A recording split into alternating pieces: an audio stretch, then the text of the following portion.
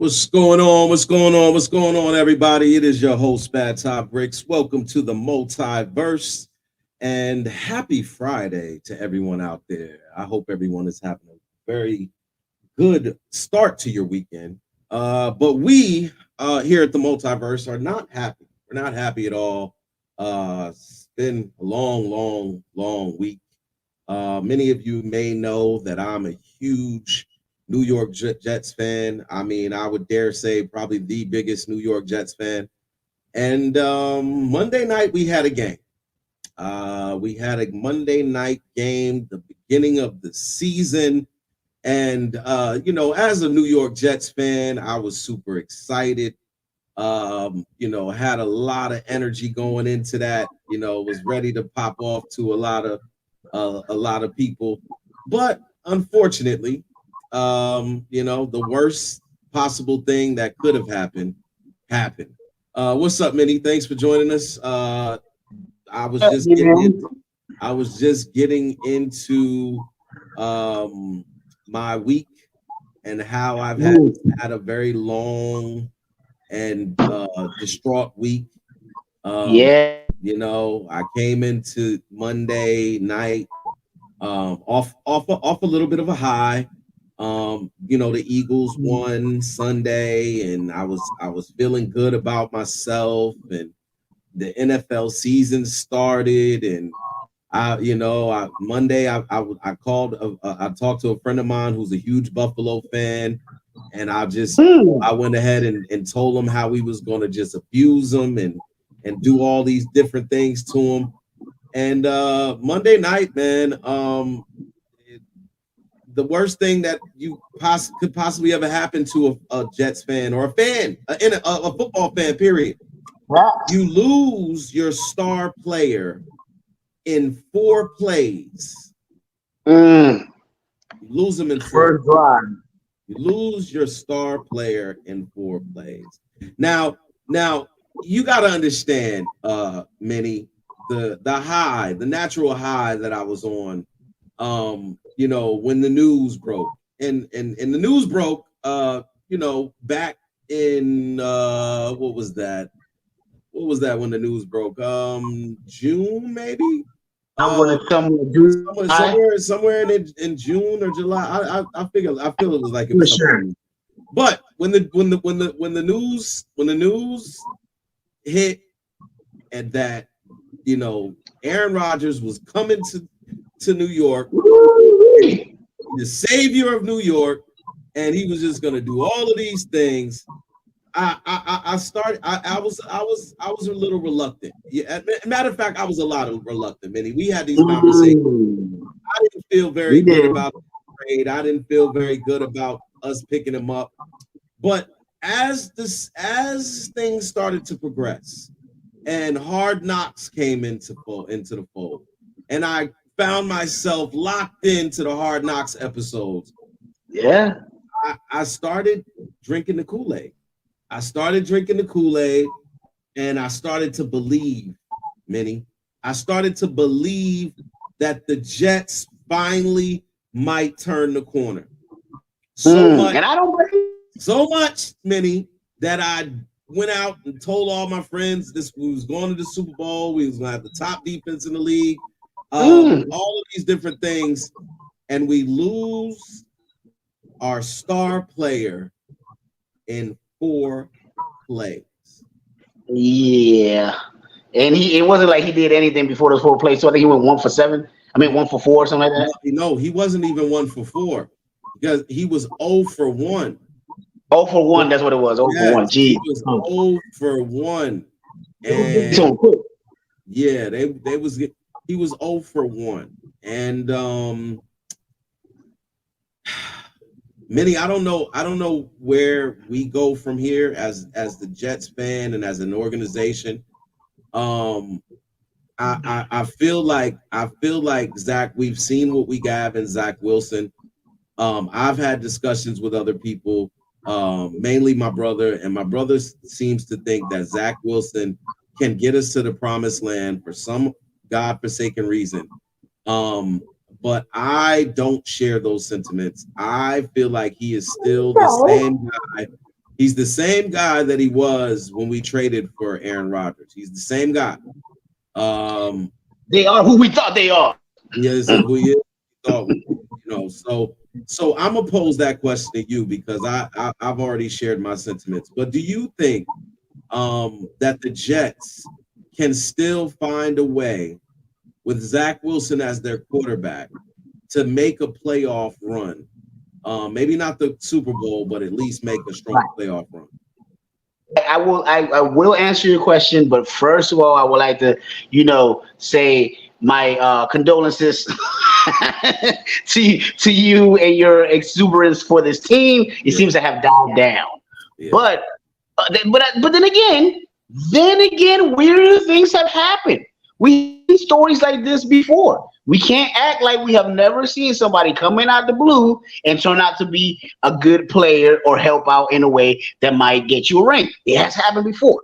So let's not be, now to answer your question, do I believe? Yes. But what do I believe? Once again, funny enough, it falls back down on Aaron Rodgers. I believe if Aaron Rodgers takes his role of being a mentor and teaching that guy as much as he can take you as far as a deep playoff run.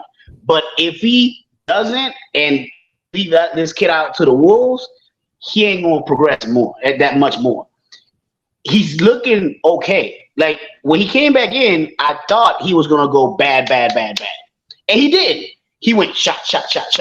Like it was like little dinks and dunks, trying to get his bearings in, which is okay. But he wasn't costing you the game. You see what I'm saying? Yeah. Like that's where it gets tricky. With a quarterback that will cost you the game, because the defense is going to win you games. That defense is going to win you games. That defense might get you to the playoffs as long as he doesn't cost you games. So at this point, the sad thing is that you guys went from having a game plan that you were going to run over people to now having a game plan of game management. You have to manage the game as best you can because the defense do its thing, but you got to manage the time of possession and all that because you don't know what you're going to do. So it just throws the balance of what he expected his offense to be. And I'm not talking about the quarterback, I'm talking about the coach. But I still believe. I believe that with the right person by his side telling him, hey, read this, read that, watch out for this. I'm seeing this. I'm seeing it's Aaron Rodgers, bro. The man got a good mind on him. He can read defenses pretty well. So I think he got the skills to do it. He doesn't have. Did I lose you? You there, Minnie? No. Oh, I'm right here. Okay. You made some points. And I feel like there are some things to build on, right?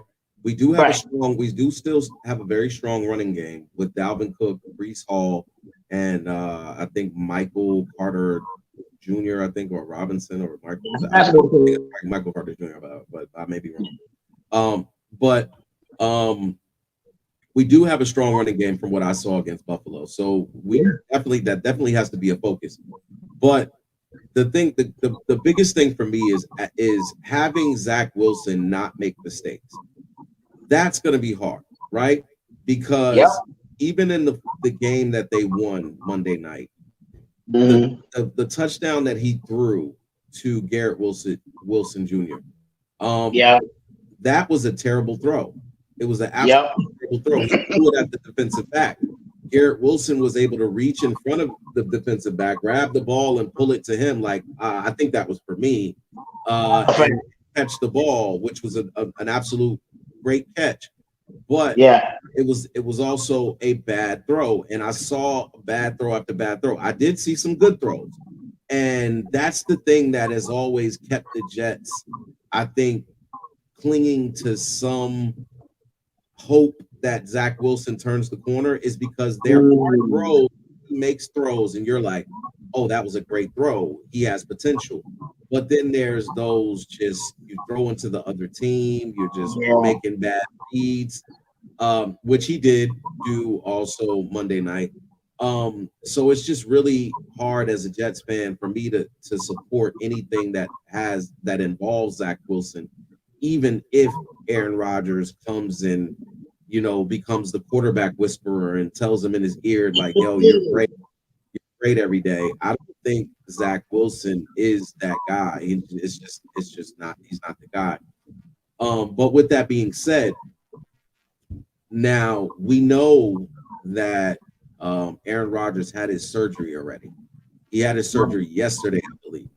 And from all accounts, the surgery went well.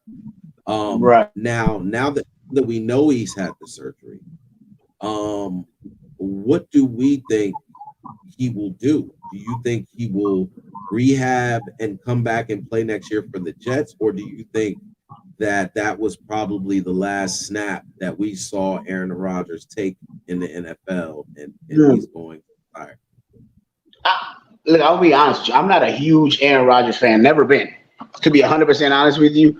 But I will say this: as much as I haven't been a fan of his, as much as I feel like I would hate this be the last time I see him in a uniform, I would hate to read that Rodgers. As much as I'm not a fan of his, it's such a good career. We're talking about just career. Just a good career to go out like that. I hope not. If I'm not mistaken, the tweet that he sent out was indicative of him not retiring. He was gonna say like unfinished business type of thing. So it kind of had a mood of I'm coming back, guys. So I hope he sticks, especially because I really do think, sadly, that y'all really had a good chance with him. You know what I'm saying? Like, I really believe that you guys had a great chance with him. I think he does too. So by keeping the pieces all together, I think he does it for one last hurrah. Now, the bad thing about that is, at that age, getting back in shape is hard, and let alone then getting back in football shape. Oh my God! Thank God he's a quarterback, so he doesn't have to be in the best shape in the world. But if he was a running back or a wide receiver, oh man, how you gonna do that? You know what I'm saying? How you gonna rehab and then get back in real shape? That's too hard. Before a quarterback, especially a quarterback like Aaron, who's a 3-drop pop, you can come back. You can come back. You know, does he want to though? At that age, do you want to put your body through that? Do you want to put your family through that? You know, that's the good. Yeah, if you ask me, Minnie, I think this is the end for Aaron. You think so?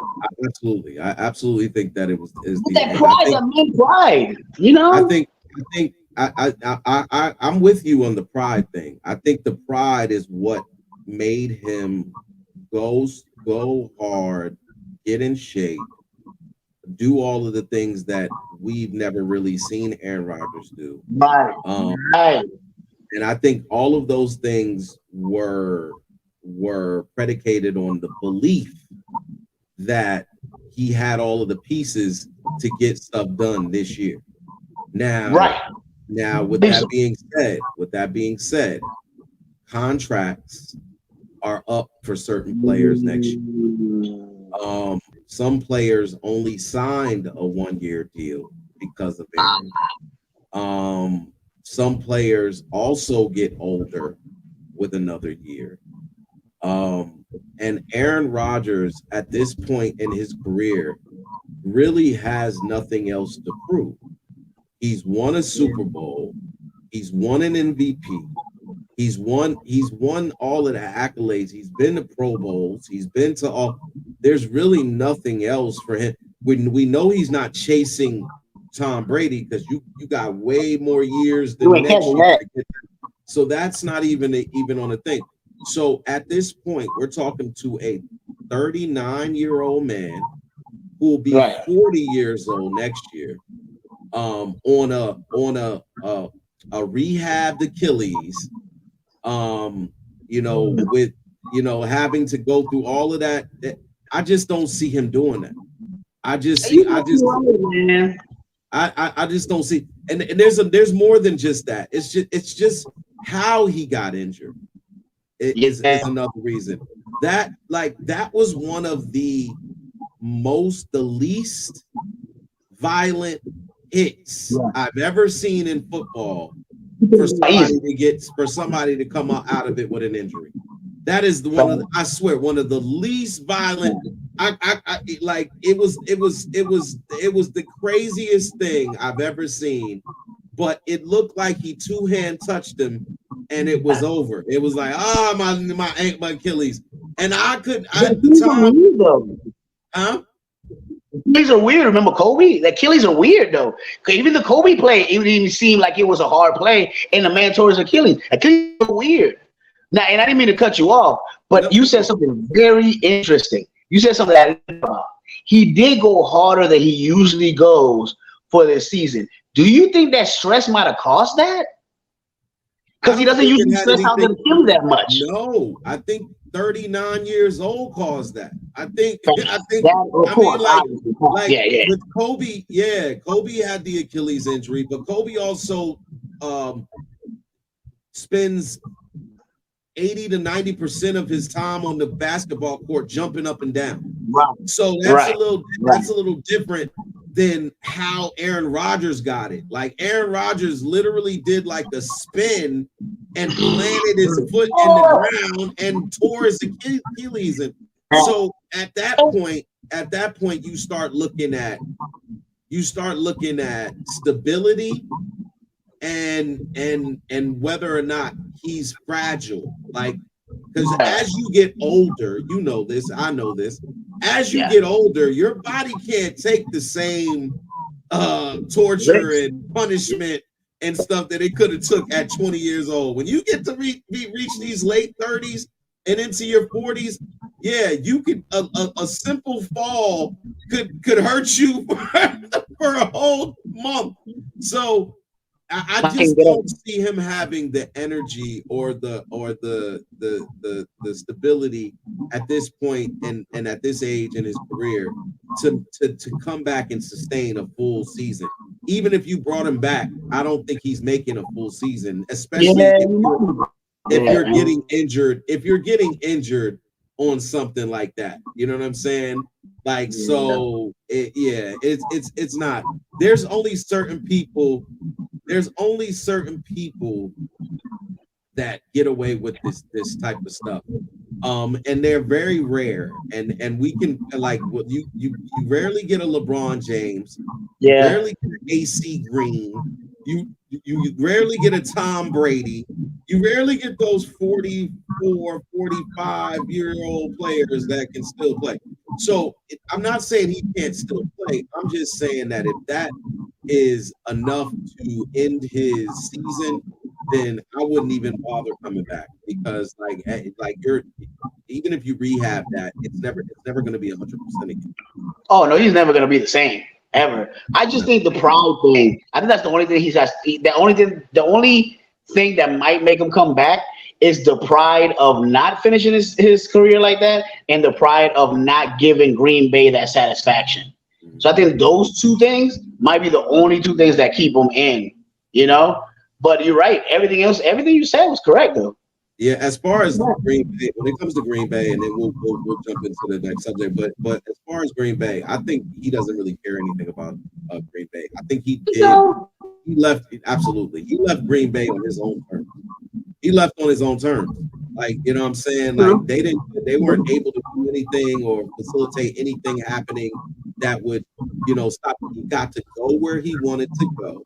He got to leave how he wanted to leave. Like, he could, I think at this point he could care less about Green Bay. I think his legacy in Green Bay is greatness, and that's all that's always going to be his legacy. Now, I spent a lot of time on the Jets because I'm a huge Jets fan, but I can't just act like the week one NFL didn't happen, man. So let's jump into that, man. Week one NFL, like let's get into it, man.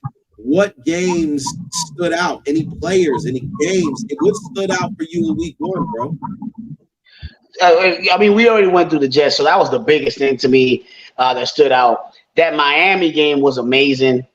Not a lot of defense there played, but my God, was that a good game just to watch? If you like receivers who can get off If you like a good, good passing, accurate passing, I did not know that Tomaloa, I think his name Tomaloa's last name, something like that. Tagovailoa. I didn't know he had a touch. If you realize the pass that he had on Hill in the corner touchdown that he got on the side, man, that was on the money. We're talking about on the money, on the basket right there. It was beautiful to see. I've never seen him do passes like that. So that gets me excited about watching him.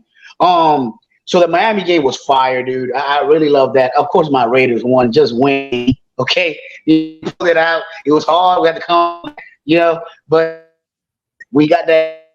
Al Davis is happy somewhere in heaven. Was the game that surprised me a lot too. Oh, the Browns out here acting like they got a quarterback that can play. That's crazy. Are they though? Because that really, because I can't I'll give credit where credit is due, but in this case, that credit doesn't get to go to what is it? Dang, I don't forgot my man's name. Baker Mayfield. Not Baker Mayfield, right? No. The Deshaun Watson. Sorry. So yeah. I cannot sit here and allow you to speak that nonsense. Let's talk about this for a second, really quick. Right? So the Browns beat the Bengals 24-3. Facts. In that game, Deshaun Watson was not the reason why they won that game. We know this. Their defense was the reason why they won that game. Deshaun Watson's stats was 16 for 29, 154 yards, 1 touchdown, and 1 interception. I would say those are mediocre stats at best. That's C+. At best. He was not great. It was not him. It was that defense, that Browns defense that did their thing. I mean, you had let's see, between the defense, you had 1, 2, 3. You had 3 sacks and an interception. Which I believe the interception was ran back. I do believe that was ran back. I may be wrong, but I do believe that was. But as far as Deshaun Watson, I'm not sold on Deshaun. Deshaun has not looked like Deshaun since he left. He still does not look like Deshaun. So we're gonna have to hold our votes. I'm just saying the fans of the Browns right now are acting like they got the next Tom Brady. So I don't know what's going on over there, but the Kool-Aid rule say he had defense. He might Joe Flacco this thing. Who? He might mess around and Joe Flacco. You know what I'm saying? Nah, I can't give him Joe Flacco status because I'm just saying. You're saying Joe Flacco as though Joe Flacco wasn't as good as he was that year. Joe Flacco was throwing for 300-yard passing game. He was very decent. The defense, of course, held it down, but Joe Flacco had one of his better years that year that they won the Super Bowl. Deshaun Watson has not proven anything since he's come back to the NFL, and still has not. That was a very good divisional rivalry game. So remember that anytime you play division, they are tough games. So that was a divisional rivalry game. And again, I didn't think Deshaun Watson played that well, even though they won. Now, when it comes to the Dolphins game, that was bananas. Tagovailoa threw for 466 yards and 3 touchdowns and an interception. Tyreek Hill had 11 receptions, 215 yards and 2 touchdowns. And it was an absolute shootout. It was great. It was a track meet. It was great to watch. I actually like track meets. I like to see scoring, and that was one of the games. But I want to keep going with it. You said Raiders. That was a tough game. Good to see the Raiders come out on top on that. Won a division, baby. I mean, that's a division that they win. That is a very winnable division. So any other games that or players that stood out for you? But even with the games, you mentioned the game too, inch away from not his way, So that was a really close game. I love the game. That was a very telling what could happen. Um, man, other than Hill going crazy for 200 and something, that was insane. You don't see that much. Mm-hmm. I can't really think of just a standing on top of my head, a standing player that put it on that person. What you got? Well, I'll spotlight Lisa because we love you, but I can't stand no New England. But I will take a moment to appreciate how well their defense did play against the Eagles. And we do love you, Lisa. So that's that defense did look very, very good, and I hope they don't play that well against us. That's all I can say. But they did definitely play well. Bill Belichick is still doing a great job as defensive coach. Facts. Despite my hate. Now, anything that stood out for me, I'm gonna tell you what stood out for me. Calvin Ridley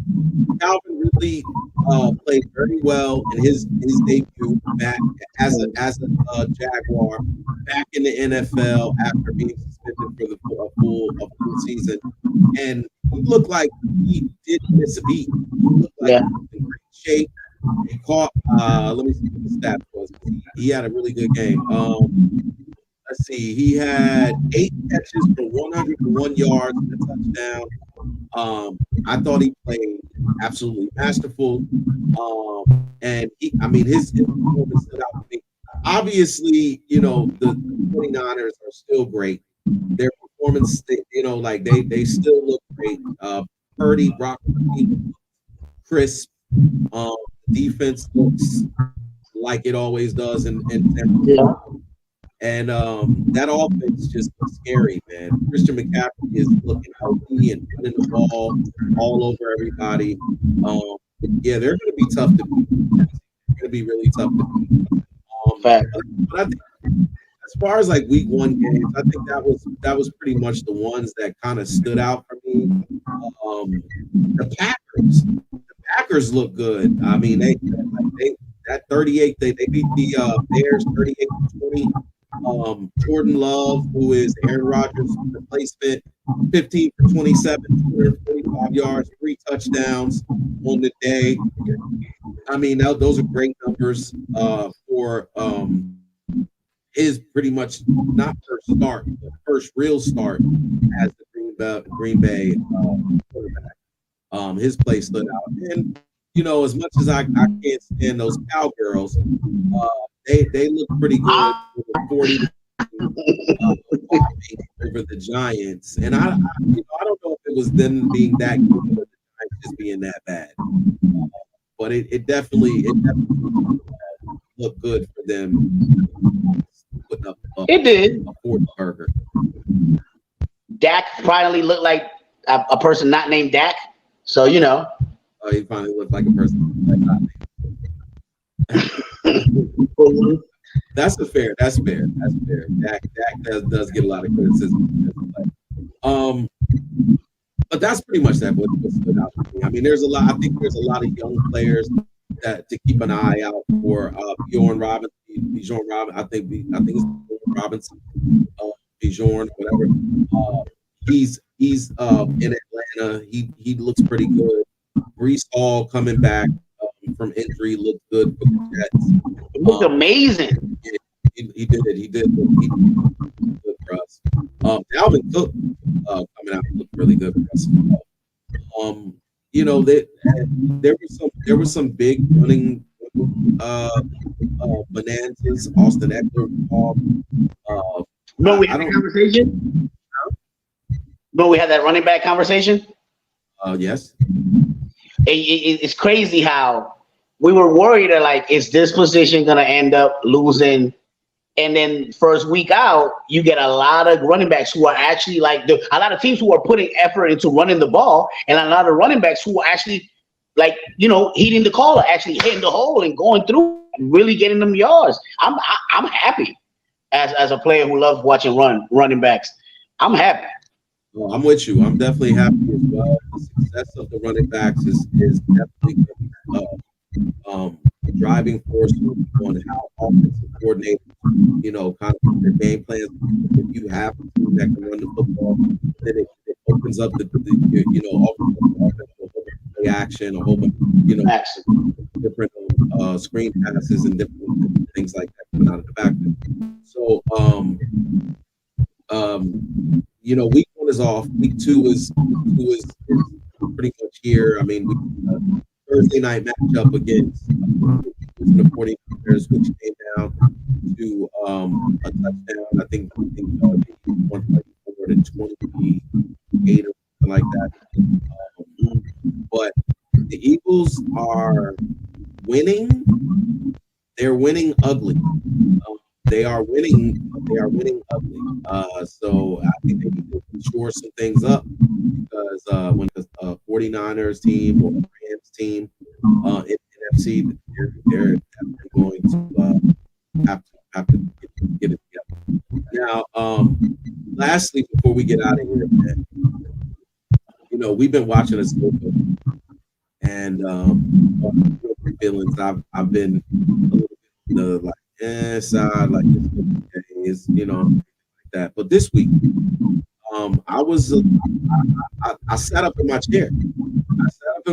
Vinny, and I was like, okay, finally, and you know what I've been complaining about since day one, right? I've been complaining about gas lightsaber fights. But guess what?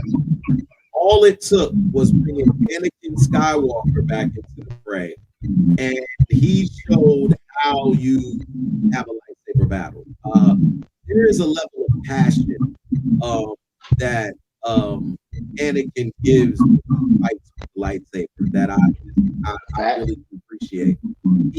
He does this thing where he hits your lightsaber and then whoom, he gives it a whoom. Like, nobody else does that. Nobody else does it. He gives that passion and this week's episode finally gave me what I wanted. Finally gave me some lightsaber battles, something that I can appreciate, and it gave us a young Ahsoka. What did you think? It was cool, man. It's cool to see. If you might already know, that's the girl that played young Gamora as well. So it was very cool to see her again because I hadn't seen her. I know she did something else in between, but I hadn't seen her since she did the young Gamora on Galaxy of the Galaxy. So that was cool that they kept. I guess they're using the same girl for anyone who's Puerto Rican, but it's cool. I'm cool with that. But it was a good episode, and it was a really good episode for me. I've been loving this series. I know you have had your pet peeves about it when it comes to but at the same time, we do have to be clear. The reason why you have these pet peeves are warranted because of what he said before the show was even out. If Filoni hadn't said that, maybe you wouldn't look at the show that way. So we have to, we have to give you that. We have to give you that. It's not just because I just don't want to see. He said what he said and build up for the first episodes. It is what it is. Yeah. The episode did wonderful. It really did. Not only the storytelling, her going through her finish her training or what have you. Man, they give us space whales, bruh. I don't know if you're a space whale fan like I am, but I love me some space whales. They make no sense to me. That's why I love them. And they gave me a bunch of space whales, and I was delighted with that. And it was a lot of emotion by also adding action. It wasn't just one-sided. It wasn't an episode that was all about emotion, all about, I want to cry. Or it wasn't an episode that was all about action. It was blended in such a cool way that I'm excited for the next episode. And I really think they did really good. They might have, like you said, they might have saved the season for people who weren't so excited. They might have saved it with this episode for them. Nah, this definitely was, for me, a season saver because if I'm being perfectly honest, I've been very bored with the Ahsoka series. I've been extremely bored with how Rosario Dawson portrays Ahsoka. It's been very lackluster in her. I'm not gonna say her approach. She works hard as an actress. I just think that like this lack of feeling that is kind of being perpetuated coming from her. It's so bland. It just makes her character very bland, and Ahsoka's very bland. She's like she can be serious, but I think there's a very interesting aspect of Ahsoka's personality that I don't feel is coming through the season. And maybe that was written that way. I don't feel like it was. But maybe I'm wrong. But outside of that, it was good to finally see Clone Wars being like really addressed. You know what I'm saying? Like because that part is not really like you get a lot of Rebels content, but you don't really get a lot of Clone Wars content when it comes to, you know what I'm saying, like what actually transpired and everything like that. So, and we got a first look at Rex, bro. Yeah, I was just about to say that. Well, that was Rex. Like that was absolutely Rex. Absolutely, only Rex says that. Okay, General. You know what I mean? Like he's like, yo, I have Rex off the top. No, that was dope. That was it was a good episode. It really was. Yeah, it was really was. What you're saying about her performance too? It is a little dry. I'm finding it to be a little dry, and I'm making excuses, but I accredit it to her going through some grievance, maybe, in her grieving process as to how she got so dry. You know what I'm saying? Maybe she didn't want to be attached to any emotions anymore because she knows what that does and has done for her or the people around her, like Anakin. So that's what I'm giving to her, but I'm just giving her excuses at this point for not, delivering something closer to what we believe Ahsoka should be. Yeah.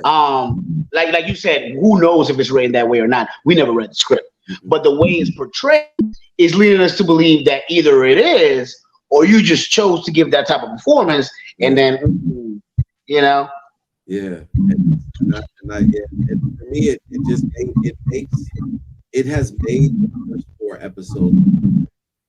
I wasn't excited to watch the first 4 episodes, but I watched them out of some form of loyalty to the Star Wars after committing to Clone Wars and Rebels. I feel like I feel like it has to pay off. I feel like after sitting there and spending that much of my life, watching that type of stuff, that this all has to pay off. So I have committed myself to watching this. So the first 4 episodes really have drug, and the fight scenes have been lackluster.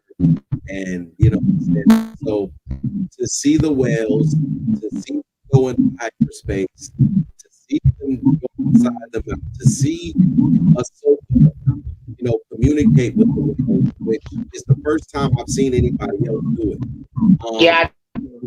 That was me too. I know that they used to do that, but I've never seen anybody else really do it outside of Kanan and Ezra and I don't know. Maybe Obi-Wan did it once. I know Obi-Wan did it. Yeah, I think Obi-Wan did it. I know he did it on Clone Wars. The scene was too much for me. It dragged on. With him trying to feel the Force, having his mom feel the Force and all that, and hearing the lightsabers and all that kind of stuff. I feel like that could have been just a little shorter. For a second there, I was like, all right, bro, like, come on, let's get to whatever is coming up next, because y'all just here sitting in front of some waves, not really doing nothing. Nobody, you know what I'm saying? Like, it was just that whole search scene was a little too long for me. But other than that, I thought everything was like paced perfectly, Man, it's gonna be a really good ending, but it makes me. It's so sad also that I can't remember his name, his real name, but that the guy had died. Rest in peace. Because Ray man, Stevenson. yeah, bro. Because if it starts picking up in a good pace now, comes out with an ending, nothing happened. Oh, you know what I mean? Like that's gonna suck because we're never gonna see the fruition of that arc. You know? Well. That's you kind of segued into my next point. So with that being said, what are your predictions for next episode? Ooh. I think they will find. I think they will find Ezra. I don't think they're gonna find. You think next week they're gonna find out? I think he'll be the first. I think it's gonna be. Most people are gonna think they're gonna go through the Thrawn thing first, and then Ezra will pop out. I think it's backwards. I think it's gonna be they're however they find him, they find him first, and the whole next episode will be about that, and the reunited thing. And the next episode about that will be the whole. While y'all was this, Thrawn was coming. The whole time, and y'all weren't paying attention because y'all was too busy trying to get Ezra. That's just me. I don't think they find Ezra at all this season. You think so? Absolutely not. I don't think they find Ezra at all this season. I think I think what's going to happen is the whales are going to. They already hyper jump, but I don't think they're going to go directly to the space in which Ezra is. I think they'll go to the galaxy, but I don't think they'll go directly to where he is. So thereby, I think one of the other shows gets incorporated.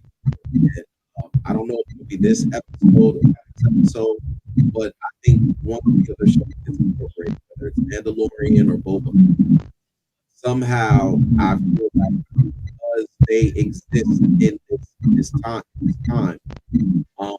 that some point one or both will get incorporated in this show. And I think Ezra, although I think at some point we'll see Ezra, I don't think they'll locate this season. I think that'll be something. But I think it's such a driving force behind the show to find Ezra and to find Thrawn that I just don't think that they'll share that with us. A teaser will see the shadow or the figure themselves of those individuals, but they'll link up with this season. So that's my prediction. Anything you got going on this weekend? Any shows? Anything you got going on? This weekend, well, the next have in is the 23rd. The 23rd of this month, I will be in Orlando. You can always go to Mini Morales 53 and Instagram to check anything that I'm doing, guys, if you're watching. But the 23rd, I'm in with Jersey, the Haitian Sensation, who I love, one of my favorite comedians. I will be doing a show with him on the 23rd. I know the 7th of next month, I will be in UF. So I will be doing a show for the University of Florida. It's going to be crazy. We're going to have fun. I kicked out of that school a long time ago. I will address it, and we'll get to the bottom of that. Also, next week, I am going on a tour for the play Don Quixote. It's going to be, I'm going to Houston, Chicago, New York, and Atlanta. And then I'm coming 3 shows. So if you are in Eventbrite and you speak Spanish, it's a play. It's called Don Quixote USA. It's a great production. We're working really hard on it right now, and by next week we'll be on tour. So, yes, sir. What going on tour, man? He doing big things, man. Congratulations, man. Big up for that, man. I can't wait. I can't wait. I can't speak Spanish, so I'm gonna have to get my interpreter to come with me. Maybe I hit somebody and be like, yo, come with me. Yo, just tell me everything. I need to know. We're gonna be in North Carolina, by the way, too. We're gonna be in the Carolinas this Friday. You gonna be where? Carolina this Friday. Carolinas? Yeah, doing the play this next. When I say this Friday, I mean the Friday coming up. We're gonna be in the Carolinas. Yeah. Okay, well, we have to discuss that, man. Yeah, I'm Pull up looking it up. Yeah. where you at. We're gonna go ahead and definitely give a special thanks to everybody that tuned in, everybody that supported the show. Definitely want to shout out everybody on the listening side, audio side of things. Thank you again. Thank you for joining us. Thank you for supporting. Now, I think that's it. I think that's it. I think that's what we got. We So, tried. We tried to make sure, man. We tried. yeah, we tried. So, again, thanks everybody for your support. Thanks for tuning in. We gonna leave this episode with some strong God's words from my favorite comedian. Talk to him, Bernie. Boy, just be yourself. If people don't like you if you're being yourself, fuck them. Let me tell you something. I used to go with a girl, man, about your age. I tried to please her Peppy all the time. Went out my way to please her Peppy. I come in one day, I said, nice weather we have. Said, you can't say that. You can't say that, it might rain. I said, nice tie you got on. Said, you can't say that. My wife tried to choke me with it. Point I'm trying to tell you, son, is be yourself. People don't like how you be yourself, fuck them. Fuck them up against the wall. Wear handcuffs on them and crazy through on their lips. That's all you do. Words to live by. You live by them, son. Okay.